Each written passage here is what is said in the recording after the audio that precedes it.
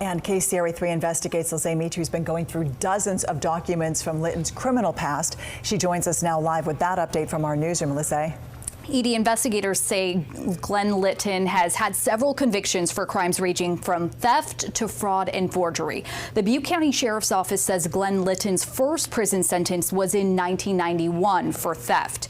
In 2002, the Butte County District Attorney says Litton stole the IDs of a handful of people in the area, making fraudulent credit card charges in their names.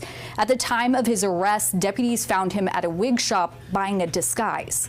In his car outside, officers did a search after his arrest, found leg shackles, handcuffs, and walkie-talkies.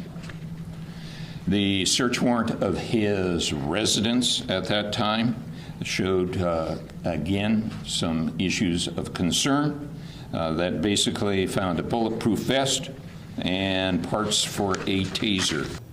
Years later, he also pleaded guilty in two separate federal cases for identity theft, one in 2016, another in 2015. And in this detention document from his 2015 case, the judge ruled there was a serious risk the defendant will endanger the safety of another person or the community.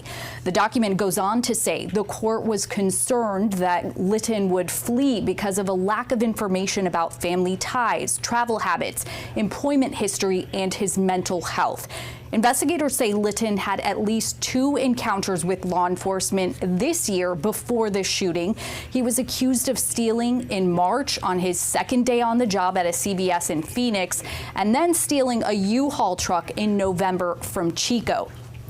Before, of course, being booked most recently at the San Bernardino County Jail on a warrant for burglary. And we know he was released on his own recognizance in that case just 2 weeks ago.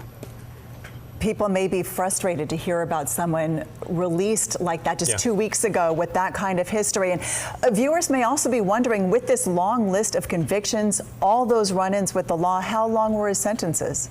We know in his 2 separate federal cases, he had sentences for 2 years for each of those. But another thing to keep in mind is a lot of these cases were not violent cases. They did not involve violent crimes. It was often theft and forgery.